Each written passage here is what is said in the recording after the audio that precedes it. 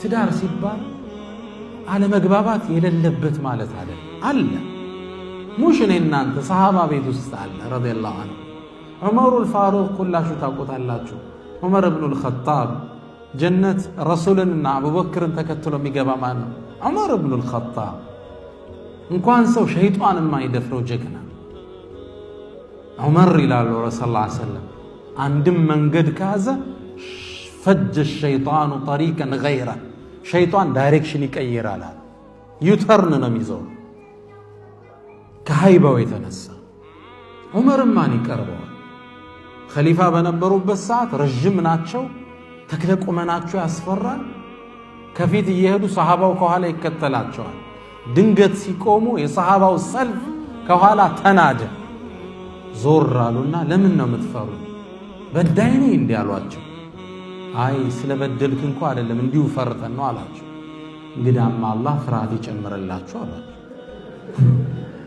ሳልበድላችሁ ከፈራችሁ ይጨምርላችኋል ሰው ከጎናቸው ሲቆም የሚርድላቸው ሰው ናቸው ዑመር ማለት ረሱል ሰለላሁ ዐለይሂ ወሰለም እንዴት ሂጅራ እንደሄዱ ታውቃላችሁ ሁላችኋል በሌሊት ወጣው ነው ረይቂትን መንገድ ጠቋሚ አድርገው በጣም በተለየ ስትራቴጂ ነው የወጡት መዲና በዚህ ነው የሚኬደው እርሳቸው ወደ ጋሩ ፈውር ወደ ቀኝ እንዲህ ዳይሬክሽን ቀይሰው ከባድ ነበር ጉዟቸው ዑመር እንዴት ነው ዑምራ የወጣው ወደ ስደት የወጣው ከዓባ ፊት ለፊት መጥቶ ሰገደ ቁረይሽን ተመለከታቸው ሻሃቲል ውጁህ ፊታቸውን ይክፈው አለ ከዛም ሰይፉን አወጣና በሉ ሚስቱን እንድታጣው የፈለገ ልጆቹን የቲም ማድረግ የፈለገ ከዚህ ተራራ ጀርባ ይከተለኛል ይመጣል ሁሉም ባለበት ፓርክ አረገ ብቻውን ነው ሂጅራ የወጣ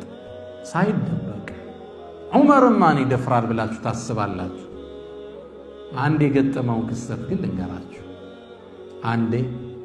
አንድ አረብ ሚስቱ ጋር ለግባባ ይላል ይናገራል ትመልሳለች እሱ ይመልሳል እሷ ትናገራለች አለግባባል ከዚች ጋማ መኖር አልችልም ብሎ ወደ ዑመር አቤቱታ ሊያቀርብ ተጓዘ ሰይድና ዑመር ግቢ ላይ ሲደርስ ዑመር ቤት ውስጥ ድምጽ ይሰማል ዑመር ይናገራል ሚስቱ ትመልሳለች ተነገጠ እነዚህ ሴቶች ለዑመር ማይመለሱም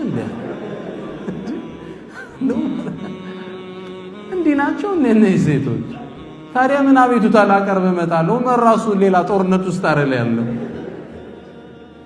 ዩተርና ዞራ ወጥቶ ለይል ዑመር ከርቀት አዩት كيف يا اخي العرب አንተ ቁም አሉት አስቆሙት ማጃአ ቢክ አሉት አይ እንዲሁ አለ ምንድነው ያመጣ አይኔማ የሚስቴን አምባገነንነት አቤቱታ ላቀርብ ነበር ያው ሳይወት እርሶም በኔው ሳት ውስጥ ነው አላች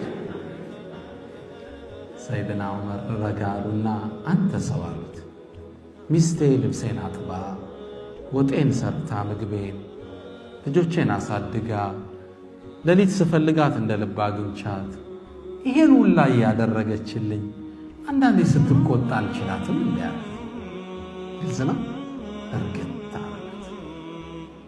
ትዳር ማለት ልዩነት የሌለበት ማለት አይደለም የአንድ ሰው ሁለት እግር እንኳን ይጋጫል ሲራመዳ ሁለት ሰው እንዴት አይጋጭ ልዩነት ይኖራል አለመግባባት ይኖራል ምናባዊ አይደለም በቃ እንዲሁ ጽድት ያለ አይደለም ይደፈርሳል ከሙእሚን ግን የሚጠበቀው ቶሎ ጥግን ያደረከው ኸይር ለሙእመጣ ስሜት ይጎዳል ደምንም ተረሳውና ምን ልጅ ወልደሃል ግቢ መስርተሃል ማህበረሰብ አውቀሃል ህይወት አለ ምትኖረው ህይወት ይሄን በቀላሉ የምትበጥሰው ቦንድ አይደለም ሰንሰለቱ ጥብቅ ትውጠዋል ታልፈዋል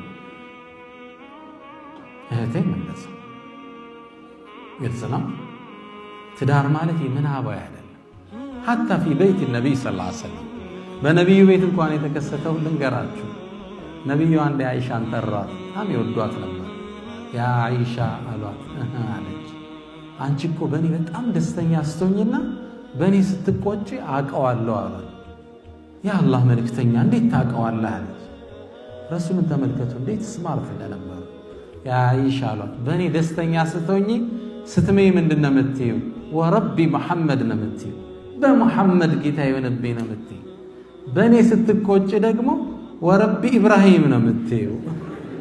በኢብራሂም ጌታ ይሁንብኝ ነው። እስራቸው አይወሱ። አይሻ ድንግጥ አለች። ለካ ይዘዋታል። ምን አለች? ያ አላህ መልእክተኛ ስምህን እንጂ እኮ ሌላ ምተው ነገር የለውም አለች። ያኔ አንተ ፊ ቀልቢ አንተ ውስጤ ነህ። ያው ስቆጣ ስምህን ነው ያ ጃምፕ ማደረግ ሐታ ፊ ቤት ነብይ ሰለላሁ ዐለይሂ ወሰለም አንዳንዴ በፍቅር ሰዓት ሀቢቢ ምናምን ብላ ሜሴጅ ትልክልሃለች። ሌላ ጊዜ ደግሞ ሜሴጁ ምን ሊሆን ይችላል? እንትን አምጣ ብቻ ምን ሊሆን ይችላል? ግልጽ ነው። ያኔ ሺዝናት ሀቢ ደስተኛ አልነበረችም ማለት ግልጽ ነው። የሆነ ታይም ሜሴጁ ደረቅ ያለ ይሆናል። ሌላ ጊዜ መንደርደር ያለ ሀቢቢ እንዴት ነው ዘገየ ምናምን እንዲይዘናማ ሱፐር ማርኬት። ሌላ ጊዜ ደረቅ ትእዛዝ ነው፣ ኹብዝ ዳቦ። እነዚህ አይነት የስሜት መዋዠቆች ትዳር ውስጥ አዲ ኖርማል። ማንኛውም የዓሊም ቤት፣ የዳዒ ቤት፣ የኡስታዝ ቤት፣ የሰሃባ ቤትም ቢሆን አልፎ አልፎ ምን አለ መደፍረሳ። ብልጥ ሰው ምንድነው? ቶሎ መጠገን፣ ስሜቷን ለማደስ መሞከር። ወንድም እንደዛው ላለው እናስታውስ ነጥቦቻችን።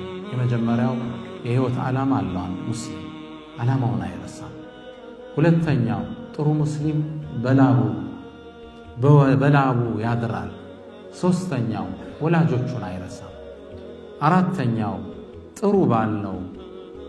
አምስተኛው ጥሩ ሚስት ናት። ኢንሻአላህ የተሰጠኝ የጊዜ ገደብ ከዚህ አያልፍም እያለኝ ነው። አላህ በሰማነው እንጠቀም ያድርገን። የንግግር መብዛት አይደለም፣ አላህ ውስጣችን ያሳርፈው። እኔንም እናንተንም አላህ ይጥቀመን። የመጣችሁበትን ዓላማ አላህ ጥግ ያደርስላችሁ። ሐቂቃ ሐሳባችሁ ዓላማችሁ ተሳክቶ ጥግ የሚደርስ አላህ ያድርገው። ልጆቻችንን አላህ ሳልህ አድርጎ ያሳድግላችሁ። ወሰለላሁ ወሰለም ወባረከ ዐላ ነቢይና ሙሐመድ። ሰላም አለይኩም ወረሕመቱላሂ ተዓላ ወበረካቱ።